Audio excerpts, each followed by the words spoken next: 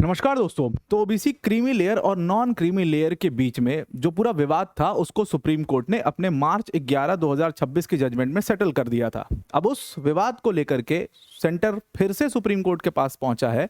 हालांकि supreme court ने उसको क्लियर तो कर दिया था, लेकिन यहां पर सेंटर इस बार पहुंचा है सुप्रीम कोर्ट में क्लैरिफिकेशंस मांगने के लिए कि 2016 के बैच के जो बच्चे थे जिन्होंने यूपीएससी सीएससी का एग्जाम दिया था और डीओपीटी ने उनको सर्विस एलोकेशन क्रीमी लेयर के बेसिस पर कर दिया था, नॉन क्रीमी लेयर उनको नहीं माना था। इवन दो उन्होंने सर्टिफिकेट नॉन क्रीमी लेयर का लगाया था, लेकिन उस सर्टिफिकेट को एक्सेप्ट नहीं किया था, वो इक्विवेलेंस के बेसिस पर नहीं किया था।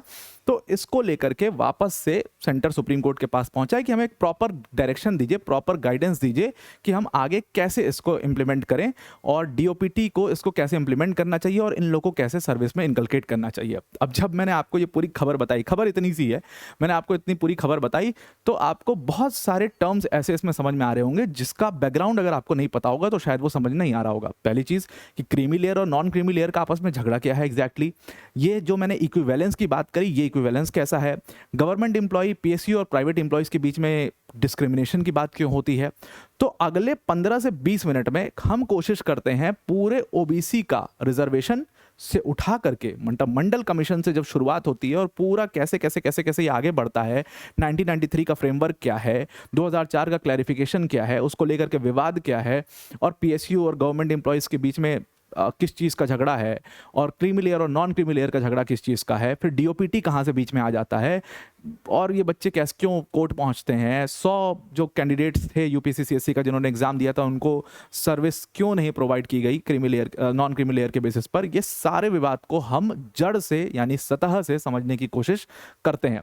तो इसको समझने के लिए आगे बढ़ते हैं, पर आगे बढ़ने से पहले एक बड़ी अनाउंसमेंट अनअकैडमी टीम की तरफ से कि अगर आप यूपीएससी सीएससी की प्रिपरेशन कर रहे हैं तो Unacademy is your one stop solution.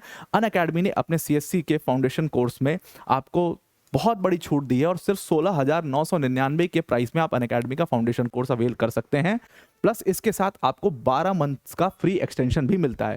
ध्यान रखिएगा, ये जो ऑफर है ये सिर्फ 2 दिन तक के लिए है। 27 अगस्त को ये ऑफर जो है वो खत्म हो जाएगा। उससे पहले पहले आप जरूर से यूपीएससी सीएससी का फाउंडेशन बैच सिर्फ 16,999 के इस प्राइस पर अवेल कर सकते हैं। लिंक इसकी हमने आपको डिस्क्रिप्शन में दे दी है, उस पर क्लिक करके आप इसको ज्वाइन कर सकते हैं। Now let us come back to the topic. तो जैसा कि मैंने आपको बताया कि सेंटर जो है वो सुप्रीम कोर्ट पहुंची और उन्होंने कहा भाई हमको क्लैरिफिकेशन दे दो कि जो आपकी 11 मार्च की जजमेंट थी उसकी एप्लीकेबिलिटी कैसी होगी। तो यहां पर रेफरेंस जो है वो 11 मार्च की जजमेंट को दिया जा रहा है। तो सबसे पहले तो हमें ये समझना पड़ेगा कि 11 मार्च की जो जजमेंट आई थी ये क्या थी। इसमें बेसिकली देखो 11 मार्च की जजमेंट में सुप्रीम कोर्ट ने कहा क्या था। सुप्रीम कोर्ट ने बेसिकली 11 मार्च की जजमेंट में अपना ये कह दिया था कि भाई जब आप क्रीमी लेयर और नॉन क्रीमी लेयर डिसाइड कर रहे हो ओबीसी के अंदर में, अभी आपको अगर ये भी नहीं पता है कि क्रीमी लेयर या नॉन क्रीमी लेयर क्या है तो वो थोड़ी देर में आपको समझ में आ जाएगा। अगले 15 से 20 मिनट का बस पेशेंस रखिएगा। तो उन्होंने कहा सुप्रीम कोर्ट ने कि क्रीमी लेयर या नॉन क्रीमी लेयर अगर आप डिसाइड कर रहे हो ओबीसी के अंदर में तो ये सिर्फ इनकम के बेसिस पर आप डिसाइड नहीं कर सकते। यानी कि सुप्रीम कोर्ट ने इसमें कहा that the sole income should not be the sole criterion to decide whether a person will lie into the creamy layer or a non creamy layer। ये बहुत क्लियरली उन्होंने कह दिया और उन्होंने कहा कि भाई ये आपकी दिक्कत है कि आप इक्विवेलेंस क्रिएट नहीं कर पा रहे हो पीएसयू और प्राइवेट सेक्टर एम्प्लॉयज और गवर्नमेंट एम्प्लॉयज के अंदर, ये आपकी दिक्कत है। लेकिन इसका ये मतलब नहीं है कि आप अगले को डिस्क्रिमिनेट करो या अगले के खिलाफ डिस्क्रिमिनेशन करो। अब आपको यहाँ पर बहुत सारे डाउट हो रहे होंगे। पहली चीज़ कि भाई ये इक्विवेलेंस का क्या मुद्दा है प्राइवेट सेक्टर एम्प्लॉयज़ और पीएसयूज और गवर्नमेंट एम्प्लॉयज़ के बीच में, पहला मुद्दा ये है। दूसरी चीज़ आपको ये नहीं समझ में आ रहा कि creamy layer non creamy layer के बीच में झगड़ा किस बात का है, क्या क्राइटेरिया है। अगर मैं आपसे अभी यहाँ पर पूछूं कि क्रीमी लेयर और नॉन क्रीमी लेयर के बीच में फ़र्क क्या होता है, कौन क्रीमी लेयर में आता है नॉन क्रीमी लेयर में आता है, तो इस वीडियो को पॉज करना और एक बार कमेंट करना। उसके बाद आप उसको ये जवाब वीडियो के अंत में मिल जाएगा। झट से जो आप जवाब दोगे वो यही जवाब दोगे कि जो लोग 8 लाख के ऊपर की इनकम वाले हैं वो क्रीमी लेयर में आ जाते हैं और जो 8 लाख के नीचे की इनकम वाले हैं नॉन क्रीमी लेयर में आ जाते हैं। उसी के खिलाफ पूरी आपकी इसी समझ के खिलाफ पूरी सुप्रीम कोर्ट की जजमेंट भी आई थी कि भाई इनकम जो है वो सोल क्राइटेरिया नहीं होगा। एक क्राइटेरिया हो सकता है, any of the one criteria it can be, बहुत सारे क्राइटेरिया में से एक क्राइटेरिया इनकम भी हो सकता है, लेकिन सिर्फ इनकम एक क्राइटेरिया नहीं हो सकता जिसकी बेसिस पर आपको क्रीमी लेयर या नॉन क्रीमी लेयर में डाला जाए। अब इस पूरे मुद्दे को हम समझने का प्रयास करते हैं, बिल्कुल बेसिक से स्टार्ट करते हैं। सपोज करिए एक है कैंडिडेट ए और दूसरा है कैंडिडेट बी। एक कैंडिडेट ए है जिसके फादर जो है वो एक गवर्नमेंट एम्प्लॉई है और इनकी जो सैलरी है, मतलब इनकी जो इनकम है वो 9 लाख पर ईयर है, 9 लाख पर एनएम की इनकम है। दूसरी तरफ एक कैंडिडेट है जिसके फादर जो है वो पीएसयू या प्राइवेट कंपनी में काम करते हैं और उनकी भी इनकम 9 लाख रुपए पर साल है। अब अगर मैं इन दोनों को कंपेयर करूं सैलरी के बेसिस पर, तो ये दोनों की सैलरी जो है वो बिल्कुल सेम है। But now the question comes कि इनमें से क्रीमी लेयर में कौन होगा और नॉन क्रीमी लेयर के अंदर कौन होगा, और क्या ये सिर्फ सैलरी से डिसाइड होगा। अब अगर मैं आपसे पूछूं तो आप कहोगे भाई 8 लाख रुपए की ऊपर की इनकम है तो ये दोनों जो है वो नॉन क्रीमी लेयर में आ जाने चाहिए, और अगर 8 लाख रुपए के नीचे की इनकम इनकी होती साल की तो ये दोनों जो है वो नॉन क्रीमी लेयर में आ जाते। अब ये जो पूरा हमारी समझ है, जो पूरी धारणा है, ये बिल्कुल गलत है, क्योंकि यहां पर सैलरी या इनकम से डिसाइड ही नहीं होता कि आप creamy layer non creamy layer में जाओगे, बल्कि ये डिसाइड होता है स्टेटस या कैटेगरी ऑफ जॉब से। यानी कि ये कौन से क्लास के गवर्नमेंट एम्प्लॉय हैं, या ये कौन से क्लास के पीएसयू या प्राइवेट कंपनी एम्प्लॉय हैं, या कौन से कैटेगरी के प्राइवेट एम्प्लॉय हैं या पीएसयू एम्प्लॉय हैं या गवर्नमेंट एम्प्लॉय हैं, इससे ये डिसाइड होगा कि ये क्रीमी लेयर में आएंगे या नॉन क्रीमी लेयर में आएंगे। अब आप कहोगे यार ये कैसे चलेगा, यही तो पूरा झगड़ा है। अब देखो होता क्या है कि बहुत सारे केसेस सुप्रीम कोर्ट के सामने ऐसे आए जहां पर पीएसयूज, देखो गवर्नमेंट का तो अपना एक क्राइटेरिया है, गवर्नमेंट के जो एम्प्लॉयज हैं उनकी तो हायरिंग ही क्लास 1 क्लास 2 क्लास 3 अधिकारी या क्लास 1 क्लास 2 क्लास 3 एम्प्लॉयज के नाम पर ही हो रही है, उसी कैटेगरी में हो रही है। तो वहां पर तो एक क्लियर क्राइटेरिया है कि भाई ये पर्टिकुलर पोस्ट तक क्लास 1 है, इस पर्टिकुलर पोस्ट के बाद क्लास 2 है और इस पर्टिकुलर पोस्ट के बाद क्लास 3 है, एकदम सेट क्राइटेरिया उनका। लेकिन जैसे आप प्राइवेट कंपनीज में आते हो आपको ऐसा कोई क्राइटेरिया नहीं मिलता, जैसे आप पीएसयूज में आते हो ऐसा कोई क्राइटेरिया नहीं मिलता। तो सबसे बड़ा क्वेश्चन ये आया कि आप इक्विवेलेंस कैसे क्रिएट करोगे, यानी कि पीएसयू का मान लो कोई एग्जीक्यूटिव इंजीनियर है और उधर कोई डायरेक्टर है, तो ये दोनों कौन से क्लास के हैं, इनका इक्विवेलेंस कैसे क्रिएट करोगे, मतलब इनको इक्वेट कैसे करोगे। मतलब इक्वेट करने का मतलब 3 किलो चीनी और 2 किलो आटा को कैसे इक्वेट करोगे, दोनों अलग कमोडिटी हो गई ना पूरी, इसमें कोई क्राइटेरिया क्रिएटेड ही नहीं है। यही पूरा झगड़ा है और इसी झगड़े के ऊपर सारा पूरा ये केस है, और इसी से ये डिसाइड होगा कि आप क्रीमी लेयर में आएंगे कि नॉन क्रीमी लेयर में आएंगे। अब हुआ क्या, इसके लिए सिंपल सी बात ये कही जाती है कि जो गवर्नमेंट एम्प्लॉयज़ के बच्चे हैं उनको इसमें फ़ायदा मिल गया और वो नॉन क्रीमी लेयर में आ गए। कैसे आए मैं थोड़ी देर बताऊंगा। और जो पीएसयू या प्राइवेट कंपनीज में काम करते थे उनके लिए इनकम का बेस रख दिया गया और इस वजह से उनको क्रीमी लेयर में डाल दिया गया। अब ये सब कैसे हुआ, क्यों हुआ, कैसे कैसे चला, ये सारी चीज़ें और क्या क्या डेवलपमेंट्स हुई, इसके लिए हमें एकदम बिल्कुल बेसिक से इस मामले को समझना है। सबसे पहले तो ये समझते हैं ये क्रीमी लेयर मैटर क्यों करता है या creamy layer non creamy layer क्या मैटर क्यों करता है। देखो क्रीमी लेयर का मतलब बहुत सिंपल सा है, अगर आप ओबीसी के क्रीमी लेयर में आते हो इसका सिंपल सा मतलब ये है कि आपका जो सोशल स्टेटस है वो बहुत अच्छा है, आप एडवांस सोशल स्टेटस रखते हो, भले आप अदर बैकवर्ड क्लासेस में आते हो, आपकी जाति उस क्लास में आती है, लेकिन सोशल स्टेटस आपका ठीक ठाक है, इसलिए आपको क्रीमी लेयर में रखेंगे और आपको कोई भी ओबीसी रिजर्वेशन यहां पर नहीं दिया जाएगा। आपको जो ओबीसी रिजर्वेशन बेनिफिट है वो नहीं मिलेगा, आपकी जो सर्विस एलोकेशन है वो भी जनरल कैटेगरी के हिसाब से होगी, मतलब सब कुछ एक आप जनरल हो, आपको जनरल कैटेगरी की तरह से ही ट्रीट यहां पर किया जाएगा अगर आप क्रीमी लेयर में आते हो। और इसीलिए क्रीमी लेयर और नॉन क्रीमी लेयर इतना ज़्यादा मैटर करता है कि हम कैटेगरी में कैसे आएँ। अब ये डिबेट पूरी शुरू कहाँ से हुई इसको थोड़ा सा डिस्कस करना पड़ेगा। सबसे पहले रिजर्वेशन के अगर हम डिबेट को समझें तो उसके लिए हमें आर्टिकल 14 देखना है। आर्टिकल 14 बेसिकली बात करता है राइट टू इक्वालिटी की और यहीं से रिजर्वेशन की जड़ छुपी हुई है।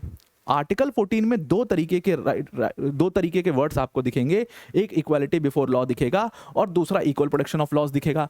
इक्वालिटी बिफोर लॉ जो आपको आर्टिकल 14 के अंदर दिख रहा है ये यूके का कंसेप्ट है जो कि बात करता है स्ट्रिक्ट इक्वालिटी की। मतलब क्या है, जैसे मान लीजिए एक रेस हो रही है उसमें मुझे दौड़ाया जाए, मैं बिल्कुल एकदम फिजिकली फिट हूँ, एक और मेरा भाई है वो फिजिकली फिट नहीं है, उसका वो डिसेबल्ड है, मे बी वो लेट्स से कि वो डिसेबल्ड है, वो फिजिकली डिसेबल्ड है, हम दोनों को रेस में दौड़ाया गया, जाहिर सी बात है वो रेस 100 मीटर्स की कौन जीतेगा, क्योंकि उसमें फिजिकल स्ट्रेंथ के बेसिस पर वो चीज़ हो रही है, तो मैं जीतूंगा उसमें क्योंकि मैं बिल्कुल फिजिकली फिट हूँ, जाहिर सी बात है।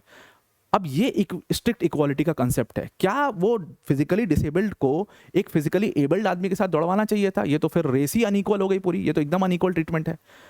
तो दूसरा कंसेप्ट हमने हेंस फॉलो किया, that is the equal protection of laws, जहां पर हम कंडीशंस को देख करके डिफरेंटली ट्रीट करते हैं। मतलब क्या है इसका, अगर कोई डिसेबल्ड है तो इन डिसेबल्ड लोगों का एक ग्रुप बनाओ, इनका क्लासिफिकेशन करो और इनको अगर बराबरी पर लाने के लिए कुछ स्पेशल करना है तो इनके लिए कुछ स्पेशल करो। मतलब क्या है, अगर वो फिजिकली डिसेबल्ड है तो उसको एक रेस में डिसएडवांटेज है, तो उसको एडवांटेजियस पोजीशन तक लाने के लिए या बराबरी तक लाने के लिए आपको क्या करना पड़ेगा, आपको उसको कुछ रियायतें या कुछ छूट देनी पड़ेगी। तो ऐसा हो सकता है कि उस जहाँ से मैं स्टार्ट कर रहा हूँ और जहाँ से वो व्यक्ति स्टार्ट करेगा वो काफ़ी दूर दूर पर होगा, या ऐसा हो सकता है कि उसको 50-30 सेकेंड पहले स्टार्ट करवा दिया और मुझे 30 सेकेंड बाद स्टार्ट करवाया, ऐसा भी कर सकते हैं। तो यही बेसिकली रिजर्वेशन का कंसेप्ट है जो कि निकल करके आता है US concept of the equal protection of loss concept, कि आप डिस्क्रिमिनेशन कर रहे हो, डिस्क्रिमिनेशन आप कर रहे हो, सरकार खुद डिस्क्रिमिनेशन कर रही है, लेकिन वो डिस्क्रिमिनेशन कैसा होना चाहिए, वो डिस्क्रिमिनेशन इंटेलिजिबल डिफरेंशिया होना चाहिए, यानी कि डिफरेंशिएशन आप कर रहे हो लेकिन वो उसका एक रीजनेबल कॉज होना चाहिए। और इसी चीज़ को रीजनेबल क्लासिफिकेशन कहते हैं, कि एक तो रीजनेबल क्लासिफिकेशन, जो आप क्लासिफिकेशन कर रहे हो उसका रीजनेबल होना चाहिए, यानी कि मतलब उसका जो ऑब्जेक्ट है वो क्लासिफिकेशन से मैच होना चाहिए, कि भाई मुझे ये क्योंकि फिजिकली डिसेबल्ड हैं तो इसलिए इनकी हेल्प के लिए हम इनको इस तरीके का सपोर्ट प्रोवाइड कर रहे हैं। यहाँ से पूरा रिजर्वेशन का डिबेट शुरू होता है और इसी के बेसिस पर हर तरीके के रिजर्वेशन दिए गए जो आपको आर्टिकल 15 और आर्टिकल 16 दोनों के अंदर मिलते हैं। अब हम उस पूरे स्टैटिक कंसेप्ट 14, 15, 16 वाले पे अभी फिलहाल नहीं जाएंगे, अदरवाइज वीडियो बहुत लंबी हो जाएगी और आपको ये पूरा मुद्दा समझ में नहीं आएगा। उसके लिए अलग से अगर आप कभी कहोगे तो उसके ऊपर एक पूरी मतलब डिटेल वीडियो में रिजर्वेशन के ऊपर लेकर के आ जाऊंगा, जिसमें हम हर तरीके के रिजर्वेशन की बात, जितने तरीके के रिजर्वेशन भारत में है सब वहाँ पर डिस्कस कर लेंगे। अभी फिलहाल कट टू हम आते हैं यहाँ पर। तो रिजर्वेशन हमने समझ लिया, उसका पूरा कंसेप्ट हमने समझ लिया, यहाँ से निकल करके आता है जिससे जो वंचित वर्ग है उसको सपोर्ट करने की बात यहाँ पर कही गई है। और इसी तरीके से मंडल कमीशन की रिपोर्ट आती है। अब मैं सीधा पॉलिटिक्स सब स्किप कर रहा हूँ, सारे वो इंदिरा गांधी ने क्या कहा, उन्होंने क्या कहा, क्या कास्ट बेस्ड पॉलिटिक्स कैसे आई भारत में, कैसे कास्ट बेस्ड पॉलिटिक्स शुरू हुई, ये सब का अपना बहुत बड़ा इतिहास है। इतना लिखा पढ़ा इसके बारे में गया है कि उसके ऊपर बात करें तो उसके ऊपर 10 घंटे भी बात करते रह जाएंगे तो भी कम पड़ जाएंगे। तो हम सीधा कट टू आते हैं अपने केस पर। मंडल कमीशन ने अपनी बीपी मंडल के अंदर मंडल कमीशन बना था, उन्होंने अपनी रिपोर्ट जब सबमिट करी तो उन्होंने अपनी रिपोर्ट में कहा था कि 27% रिजर्वेशन हमें अदर बैकवर्ड क्लासेस को देना चाहिए, मतलब एक अलग क्लासिफिकेशन करना चाहिए, that is the OBC classification, जो अदर बैकवर्ड क्लासेस का होना चाहिए। और उन अदर बैकवर्ड क्लासेस में जो जातियां हैं उनको 27% रिजर्वेशन आपको देना चाहिए। और क्यों देना चाहिए, क्योंकि ये सोशली और इकोनॉमिकली बैकवर्ड है। ये सोशली और ध्यान रखिएगा कि दोनों सोशली एंड इकोनॉमिकली बैकवर्ड हैं, इस वजह से इनको ये रिजर्वेशन प्रोवाइड करना चाहिए 27% का। फाइनली मंडल कमीशन की जो रिपोर्ट थी उसको कांग्रेस ने तो लागू नहीं किया, लेकिन वीपी सिंह की सरकार ने उसको लागू कर दिया और उसको लेकर के बड़ा दंगा भी हुआ था भारत में, आपको पता होगा। अब ये सब कुछ हुआ, लागू कर दिया वीपी सिंह की सरकार ने। लागू करने के बाद मंडल कमीशन की रिपोर्ट को जब हमने लागू कर दिया तो उसको इंप्लीमेंट भी करना है। और इंप्लीमेंट करने के लिए क्या होगा, इंप्लीमेंट करने के लिए आप कहोगे कि भाई आप सरकार एक नियम बनाए। सरकार नियम कैसे बनाएगी, ऑर्डर निकालेगी एक, और ऑर्डर निकाल करके सारे डिपार्टमेंट्स में कहेगी कि भाई अब आपको ओबीसी रिजर्वेशन देना पड़ेगा। सिविल सर्विसेज में भी ओबीसी रिजर्वेशन होगा, हर जगह ओबीसी रिजर्वेशन होगा, इसलिए गवर्नमेंट का एक ऑर्डर आएगा। गवर्नमेंट का ऑर्डर आता है 1991 का, लेकिन होता क्या है, इसके जस्ट बाद एक बहुत ही लैंडमार्क केस रिजर्वेशन से रिलेटेड आता है, that is the case of Indira Sahni versus union of India 1992 का केस। और इस केस के अंदर गवर्नमेंट का जो 1991 वाला ऑर्डर था ओबीसी का, जिससे उन्होंने ओबीसी का इंप्लीमेंटेशन किया था, उसको भी चैलेंज किया गया। प्लस इसके साथ इंदिरा साहनी के केस में और भी बहुत सारी चीज़ों को चैलेंज किया गया था, जैसे आपको पता है कि क्या रिजर्वेशन अनलिमिटेड हो सकता है, उसको भी चैलेंज किया गया था। क्या 50% का रिजर्वेशन का एक कैप होना चाहिए, कोर्ट ने इसमें कहा था। प्लस इसके साथ में ओबीसी को चैलेंज किया। तमाम और भी अदर मुद्दे थे जो कि इंदिरा साहनी के केस में चैलेंज हुए थे, और इसीलिए इसको रिजर्वेशन का बहुत ही लैंडमार्क केस कहा जाता है। तो Indira Sahni versus union of India का जो ये केस है 1992 का, इसके अंदर ओबीसी रिजर्वेशन को चैलेंज किया गया और कहा गया ये कॉन्स्टिट्यूशनली इनवैलिड है। हालांकि सुप्रीम कोर्ट ने इंदिरा साहनी के केस में ओबीसी रिजर्वेशन को सही माना और सुप्रीम कोर्ट ने उसको कॉन्स्टिट्यूशनली वैलिड करार दिया। लेकिन सुप्रीम कोर्ट ने कहा कि लेकिन इसको अनलिमिटेड नहीं करो, 27% जो रिजर्वेशन है इसको अनलिमिटेड मत करो, इसके ऊपर एक हम रिस्ट्रिक्शन लगा रहे हैं, that is the restriction of creamy layer. और सुप्रीम कोर्ट ने खुद कहा था इस बात को कि भाई देखो, आपने ओबीसी बनाया, बैकवर्ड क्लास बनाया, everyone with in the backward class जो है वो इक्वली बैकवर्ड तो है नहीं, तो हमें ये जज करना चाहिए कि कौन लोग ऐसे हैं जो सोशली एडवांटेजियस पोजीशंस में हैं अपने सोसाइटी के अंदर। अब यहाँ पर ध्यान रखिएगा, सोशली एडवांटेजियस पोजीशन में बोला था सुप्रीम कोर्ट ने, यानी कि आपका स्टेटस जो है सोशली वो ऊपर लेवल पर आता है, और ये वाले जो लोग हैं इनको क्रीमी लेयर में डालना चाहिए और इनको कोई भी बेनिफिट ओबीसी के अंदर नहीं मिलना चाहिए, ओबीसी रिजर्वेशन का नहीं मिलना चाहिए, एज सिंपल एज दैट।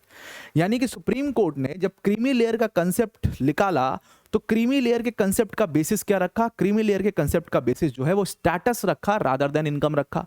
अगर सुप्रीम कोर्ट इसमें इनकम की बात करता तो हम मान लेते कि इनकम के बेसिस पर आप क्रीमी लेयर में डाल सकते हो या क्रीमी लेयर के बाहर निकाल सकते हो, लेकिन अगर सुप्रीम कोर्ट ने खुद ही कहा है कि सोशल स्टेटस देखो उनका, तो फिर यहां पर इनकम की तो कहीं जिक्र ही नहीं आ रहा है। इसका मतलब सरकार अगर इनकम कर रही है तो मतलब कुछ गड़बड़ है, झोलझाल है, उसी झोलझाल को हम समझते हैं। तो बेसिकली इंदिरा साहनी के जजमेंट में 1992 में सुप्रीम कोर्ट ने कहा कि सोशल स्टेटस जो एडवांटेजियस पोजीशन में है उनको क्रीमी लेयर में डाल देना चाहिए और उनको कोई भी रिजर्वेशन के बेनिफिट्स नहीं मिलने चाहिए।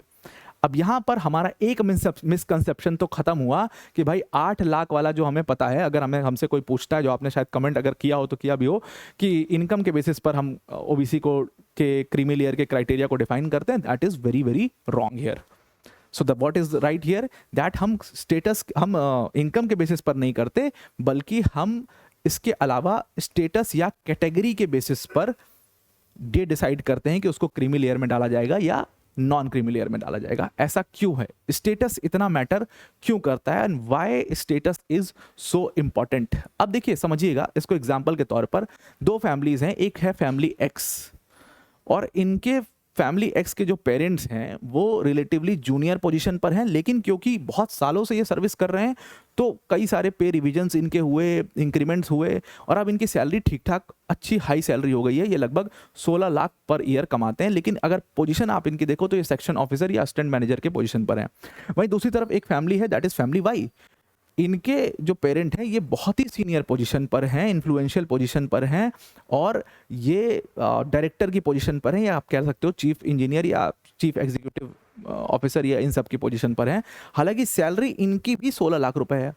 अब अगर हम इनकम के बेसिस पर इनको जज करें, दोनों बराबर हैं, लेकिन अगर हम सोशल स्टेटस के बेसिस पर इनको जज करें तो आप कहोगे कि जो फैमिली वाई है वो एडवांटेजियस पोजीशन में है। क्यों? क्योंकि यहां पर बात एक्सेस टू पावर की है, यहां पर बात इन्फ्लुएंस की है, रिसोर्सेज की है, नेटवर्क्स की है।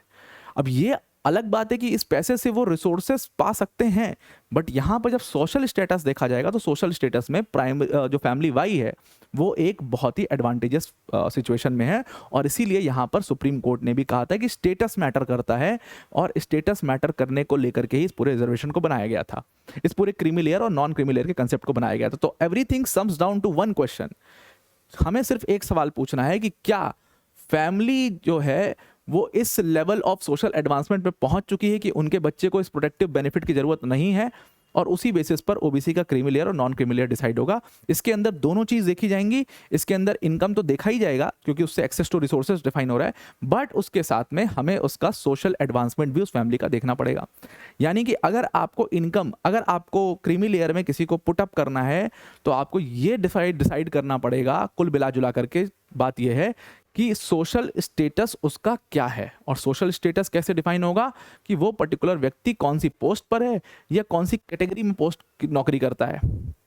और इसको आप अपने सोसाइटी में अप्लाई करके भी देख लेना कि 3rd क्लास की कैटेगरी के जो एम्प्लॉई हैं और 1st क्लास की कैटेगरी के जो एम्प्लॉई हैं, भले उनकी सैलरी सेम हो सकती है, कैसे हो सकती है मैं बाद में बताऊंगा, लेकिन क्या आप उनको सेम तरीके से ट्रीट करते हैं? आप अपने आप से खुद सवाल पूछ लीजिएगा। बहुत आप अगर ब्रूटल ट्रुथ आप बोलेंगे तो आप नहीं करते होंगे उनको इक्वल ट्रीट। यही बात पूरी यहाँ पर हो रही है कि हमें स्टेटस के बेसिस पर यहाँ पर ट्रीट करना चाहिए। अब होता क्या है, अब सरकार 1992 का जजमेंट आ गया, सुप्रीम कोर्ट ने क्या कह दिया? सुप्रीम कोर्ट ने कह दिया ओबीसी को लागू करो, और लागू करने के साथ क्रीमी लेयर का एक अलग काम दे दिया।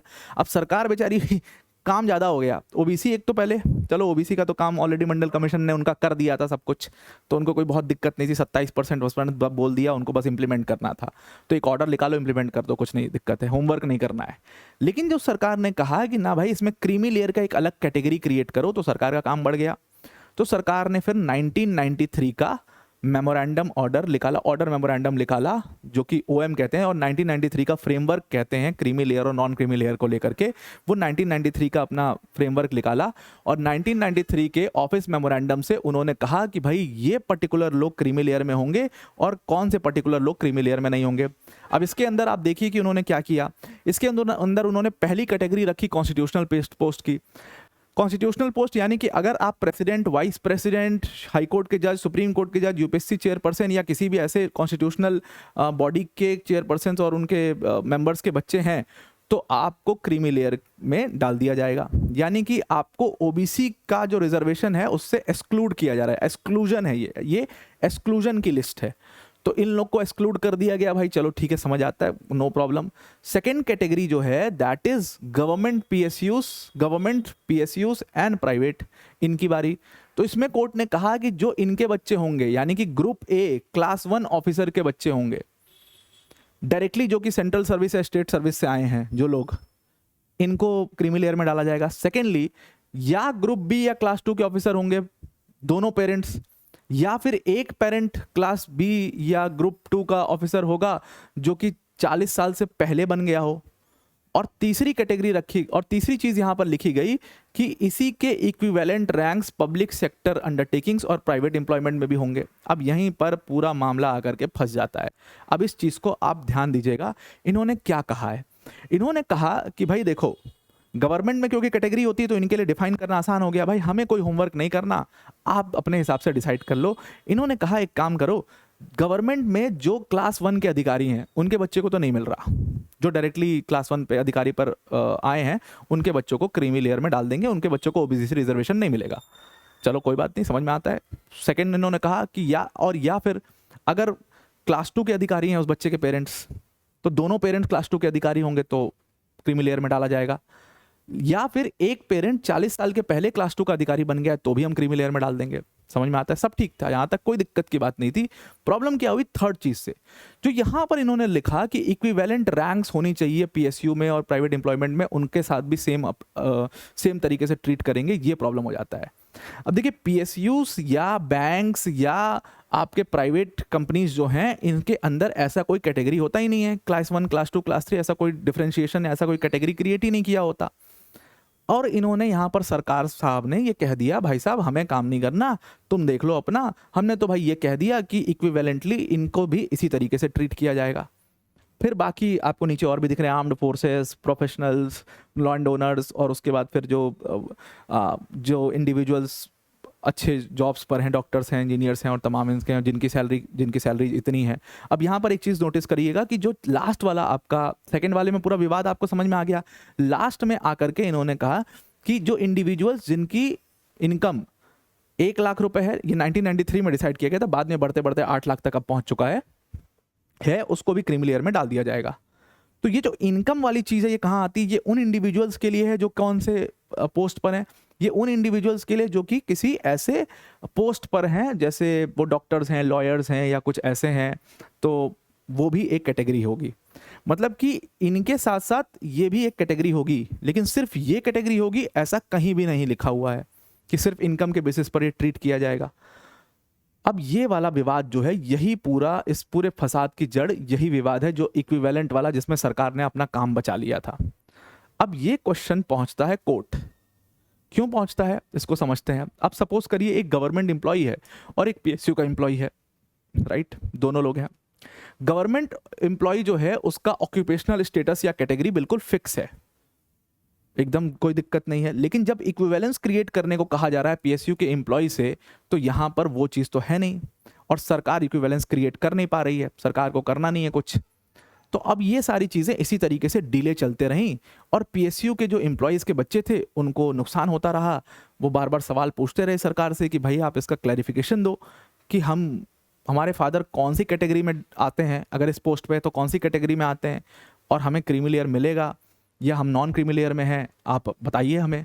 इसको लेकर के पूरा विवाद पहुंचा। The question was very simple कि भाई कोर्ट जो है, भाई गवर्नमेंट जो है वो तो इक्विवेलेंस डिसाइड नहीं कर रही है। तो गवर्नमेंट ने क्या किया, जब उनसे खूब सवाल पूछा गया तो गवर्नमेंट ने क्या किया, बचने के लिए अपना एक कहते हैं ना कि कन्नी काटने के लिए साइड से निकल गए, एक शॉर्टकट रास्ता अपनाया उन्होंने। जब खूब सवाल उनसे पूछे गए तो 1993 फ्रेमवर्क के ऊपर डीओपीटी ने खास तौर से एक क्लैरिफिकेशन इशू किया, जो कि 10 अक्टूबर 2004 का क्लैरिफिकेशन, 10 नहीं 18 नहीं सॉरी 14 अक्टूबर 2004 का क्लैरिफिकेशन। और ये है क्या, ये सिर्फ एक लेटर है, क्लैरिफिकेशन लेटर है। और इस क्लैरिफिकेशन लेटर में उन्होंने क्या कहा, डीओपीटी ने इस क्लैरिफिकेशन लेटर के अंदर सिंपल सी इतनी बात कह दी कि भाई देखो, क्योंकि गवर्नमेंट अभी तक इक्विवेलेंस नहीं डिसाइड कर पा रही है और एक इक्विवेलेंस गैप है, मतलब आपको इक्विवेलेंट सर्विस पता ही नहीं है, तो उन बच्चों के लिए जो पीएसयूज के एम्प्लॉयज के बच्चे हैं या प्राइवेट एम्प्लॉयज, प्राइवेट सेक्टर के एम्प्लॉयज के बच्चे हैं, उनकी सैलरी से असेस किया जाएगा कि वो क्रीमी लेयर में है, नॉन क्रीमी लेयर में है। और उसका उन्होंने 2.5 लाख रुपए उस समय पर इनिशियली रख दिया था लिमिट, उसके बाद बढ़ते बढ़ते वो 8 लाख हो गया। अब आप सोचिए कि गवर्नमेंट की मक्कारी या गवर्नमेंट की जो कामचोरी है उसका सिला पीएसयूज और हमारे प्राइवेट सेक्टर के एम्प्लॉयज के बच्चों को क्यों हो। एक तरफ आप गवर्नमेंट एम्प्लॉय को कैटेगरी के बेसिस पर ट्रीट कर रहे हो, और दूसरी तरफ आप प्राइवेट एम्प्लॉयज को या पीएसयूज के एम्प्लॉयज को इनकम के बेसिस पर ट्रीट कर रहे हो। तो एक तरफ गवर्नमेंट एम्प्लॉयज को आप क्या है, स्टेटस के बेसिस या कैटेगरी के बेसिस पर ट्रीट कर रहे हो, और इनको आप इनकम के बेसिस पर ट्रीट कर रहे हो। तो ये डिस्पैरिटी या डिस्क्रिमिनेटरी है कि नहीं है? ये बिल्कुल डिस्क्रिमिनेटरी है। और ये चीज मामला कोर्ट पहुंचना चाहिए था कि नहीं पहुंचना चाहिए था? 100% कोर्ट पहुंचना चाहिए था। अब ये पूरा मामला कोर्ट पहुंचता है रोहित नेथन के केस में। रोहित नेथन कौन थे? रोहित नेथन जो है वो एक स्टूडेंट थे जिन्होंने यूपीएससी सिविल सर्विसेज का एग्जामिनेशन 2012 में दिया था। 174 रैंक उनकी आई थी, ओबीसी कम्युनिटी से दिया था। इन्होंने बाकायदे ओबीसी नॉन क्रीमी लेयर का स्टेटस यहां पर अप्लाई किया था, नॉन क्रीमी लेयर के स्टेटस के लिए उन्होंने क्लेम किया था, और उनकी रैंक स्टेटस के हिसाब से उनकी रैंक 174 आई थी। अब जो उनका सर्विस एलोकेशन होना था वो कैसे होना था? जो उनका सर्विस एलोकेशन होना था वो ओबीसी नॉन क्रीमी लेयर के बेसिस पर होना था, राइट। और आपको पता है कि सर्विस एलोकेशन में एडवांटेज मिल जाता है। अगर मान लीजिए आपकी नीचे की रैंक आई हुई है और आपको नॉन क्रीमी लेयर में हो आप ओबीसी के, तो आपकी रैंक भले ही नीचे आई हो, आपको सर्विस एलोकेशन ऊपर की मिल जाती है, क्योंकि उसके लिए सीट रिजर्व रहती है, हर सर्विस की सीट रिजर्व रहती है हर कैटेगरी के लिए। तो इनको जो सर्विस एलोकेशन होना था वो इनकी कैटेगरी के हिसाब से होना चाहिए था। लेकिन जो इनका क्लेम था एनसीएल का, नॉन क्रीमी लेयर का क्लेम था, उसको किसने रिजेक्ट कर दिया? डीओपीटी ने रिजेक्ट कर दिया। क्यों रिजेक्ट कर दिया? क्योंकि इनके फादर एचसीएल के एम्प्लॉय थे। अब ये कहानी समझिए, प्राइवेट सेक्टर के एम्प्लॉय थे एचसीएल टेक्नोलॉजीज लिमिटेड के, और इनके फादर जो थे वो एचसीएल के ग्रेड E5 पर काम करते थे, ठीक है। और उनकी एज जो थी वो 45 साल की थी। अब यहां पर मैं ये एज क्यों बता रहा हूं? क्योंकि हमने यहां पर आपको बताया कि कोई भी अगर एक पेरेंट ग्रेड 2 की पोस्ट पर पहुंच जाए 40 साल तक, 40 साल की उम्र से पहले, तब उसको क्रीमी लेयर में डाला जाएगा, अदरवाइज वो उसका बच्चा नॉन क्रीमी लेयर में ही रहेगा। तो इनके फादर तो 45 साल में ग्रेड E5 पर आए थे, यानी कि सेकंड क्लास की ग्रेड है ये, तो इस पर 45 साल में आए थे, तो इनको क्रीमी लेयर में नहीं रखना चाहिए था। इनको तो नॉन क्रीमी लेयर, इनका क्लेम सही था, बिल्कुल सही था। अब यहां पर गवर्नमेंट तो इक्विवेलेंस क्रिएट नहीं कर पा रही है, तो एचसीएल से इन्होंने अपना सर्टिफिकेट मांगा इनके फादर ने कि भाई आप मुझे बताओ कि जो E5 कैटेगरी में मैं हूं, जॉब कर रहा हूं, ये गवर्नमेंट की कौन सी कैटेगरी के अंदर आता है, कौन से स्टेटस के अंदर आता है? तो उन्होंने कहा भाई आप ग्रेड 2 के अंदर हो, यानी ग्रुप बी या क्लास 2 के अधिकारी हो या क्लास 2 के एम्प्लॉय हो। उनका फिर प्रमोशन हुआ, वो 48 की एज में हुआ, वो ग्रेड E7 पे आ गए, ग्रेड E7 पर वो ग्रुप ए या क्लास 1 में आ गए। अब ये जो सर्टिफिकेट दिया, ये सर्टिफिकेट किसने दिया? यहाँ एचसीएल ने सर्टिफाई किया। अब ये जो एचसीएल का सर्टिफिकेट था, इसको जब यहां पर लगाया इन्होंने, ओबीसी एनसीएल क्लेम किया, जबकि बाकी की सर्विसेज में, बाकी अदर एग्जाम्स में इन्होंने सब जगह पर इनको नॉन क्रीमी लेयर का क्लेम मिल गया था, सिर्फ डीओपीटी ने ये नाटक किया था। तो इन्होंने जब यहां पर लगाया तो इनका रिजेक्ट हो गया क्लेम। अब भाई जाहिर सी बात है ये उसको लेकर के बिल्कुल विचलित हो गए कि भाई मेरी इतनी अच्छी रैंक आई, सब कुछ हुआ, और मुझे जो क्लेम मिलना चाहिए था वो नहीं मिल रहा है। तो ये कोर्ट पहुंच गए।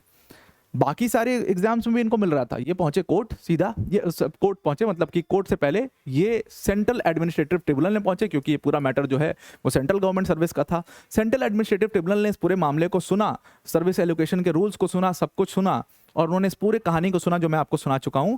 उसके बाद उन्होंने डिसाइड किया कि भाई चेन्नई ब्रांच के पास ही पहुंचे थे, उन्होंने इस कंट्रोवर्सी को एंड किया, और उनकी जो जजमेंट है दैट इज 12 जनवरी 2017 को उनकी जजमेंट आती है, जिसमें उन्होंने कहा कि इनको नॉन क्रीमी लेयर का प्रोटेक्शन मिलेगा, यानी कि ओबीसी रिजर्वेशन इनको मिलना चाहिए। और उन्होंने सरकार को यहाँ पर हरा दिया सीएटी ने, और रोहित नेथन जो है वो केस जीत जाते हैं। अब रोहित नेतन ये पूरा केस जीतते हैं, उसके बाद डीओपीटी गुस्सा हो जाती है कि भाई एक छात्र ने हमें हरा दिया, तो वो सीधा सीएटी के ऑर्डर के खिलाफ पहुंच जाते हैं मद्रास हाईकोर्ट में। मद्रास हाईकोर्ट में मैटर चलता है। मद्रास हाईकोर्ट भी फाइनली 21 अगस्त 2017 को अपनी जजमेंट देती है और गवर्नमेंट के रिट पिटीशन को डिसमिस कर देती है, और रोहित नेतन यहाँ पर भी जीत जाते हैं। अब रोहित नेतन सीएटी में भी जीत गए, रोहित नेतन यहाँ पर भी जीत गए। अब जाहिर सी बात थी, पूरा मैटर सुप्रीम कोर्ट पहुंचना ही था। लेकिन पैरेलली ये मुद्दा सिर्फ रोहित नेतन के साथ नहीं हुआ था, ये इसके बाद बहुत लोगों के साथ हुआ। लगभग 100 ऐसे छात्र थे 2015 के सर्विस के, जिनको फिर से सर्विस एलोकेशन में कुछ लोगों को सर्विस एलोकेशन में दिक्कत आ रही थी, कुछ लोगों को तो लिस्ट से ही बाहर हो गए। उनकी रैंक आ रही थी नॉन क्रीमी लेयर के हिसाब से समथिंग 600 समथिंग। अब वो जब उनको नॉन क्रीमी लेयर का क्लेम उनका रिजेक्ट कर दिया डीओपीटी ने, तो वो लिस्ट से ही बाहर हो गए, उनका सिलेक्शन ही खत्म हो गया। अब वो लोग भी कोर्ट पहुंचे, तो ये लोग ने पैरेलली एक दिल्ली हाई कोर्ट में अपना पिटीशन डाल दिया, और 22 मार्च 2018 को दिल्ली हाई कोर्ट ने अपना डिसीजन दे दिया, और उसमें उन्होंने भी सरकार के खिलाफ डिसीजन दे दिया। उन्होंने भी कह दिया कि ये जो 2004 का आपका ये क्लैरिफिकेशन लेटर है, इसका कोई मतलब नहीं है, क्योंकि ओरिजिनल अगर हम फ्रेमवर्क देखें वो 1993 का ओरिजिनल फ्रेमवर्क है, और उस फ्रेमवर्क में आप कह रहे हो स्टेटस के बेसिस पर होना चाहिए, आपने खुद ये बात कही हुई है, तो आप 2004 के लेटर से उसको सुपरसीड कैसे कर सकते हो? और सुप्रीम कोर्ट ने भी इवन कहा हुआ है इंदिरा साहनी में कि सोशल स्टेटस देख करके आपको देना है, तो फिर आप ये 2004 के लेटर से ये सुपरसीड कैसे कर सकते हो कोर्ट को भी, और अपने खुद के 1993 के फ्रेमवर्क को कैसे सुपरसीड कर सकते हो? ये क्लैरिफिकेशन लेटर का कोई मतलब नहीं है। तो दिल्ली हाई कोर्ट भी इनके खिलाफ चला गया, मद्रास हाई कोर्ट भी इनके खिलाफ चला गया। फाइनली ये सारा मैटर पहुंचता है सुप्रीम कोर्ट में, और सुप्रीम कोर्ट में जब ये मैटर पहुंचता है, क्योंकि मैटर का मुद्दा एक ही था, तो सारे मैटर्स को क्लब कर दिया जाता है। तो ये 100 बच्चे जो 15 के सर्विस के हैं और रोहित नेथन, ये सब लोग का मैटर क्लब कर दिया जाता है, और इसको नाम दिया जाता है union of India versus Rohit Nathan.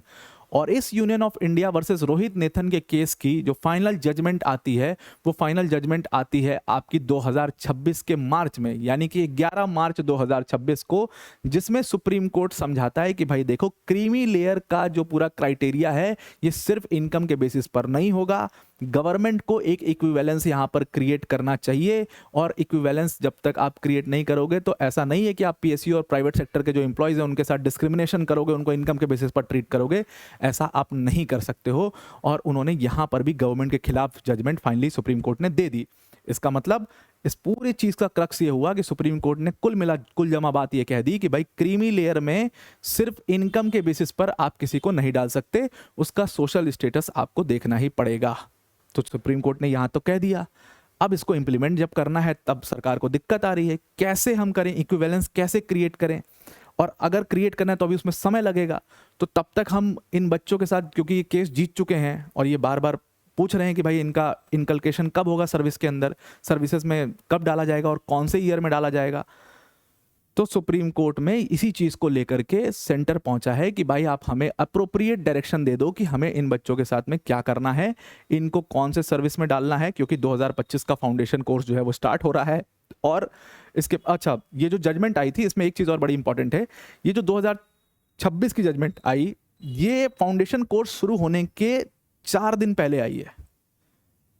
तो अब यहां पर ये सवाल हो रहा है कि भाई इसको इंप्लीमेंट कैसे किया जाए, आप हमें क्लियर अप्रोप्रिएट डायरेक्शन जो है वो इसके ऊपर दे दीजिए, और इसीलिए इसमें 11 मार्च की इस जजमेंट का रेफर किया जा रहा है। तो ये पूरा न्यूज़ था, और ये उसके पूरे बैकग्राउंड था पीछे का, जहां पर क्रीमी लेयर और नॉन क्रीमी लेयर के बीच का सवाल था। प्राइवेट एम्प्लॉयज़ और पीएसयूज़ और प्राइवेट सेक्टर के एम्प्लॉयज़, पीएसयूज़ और गवर्नमेंट एम्प्लॉयज़ के बीच में एक डिफ्रेंसिएशन सरकार क्रिएट कर रही थी, उसको यहाँ पर सुप्रीम कोर्ट ने एंड कर दिया था, यानी ख़त्म कर दिया था।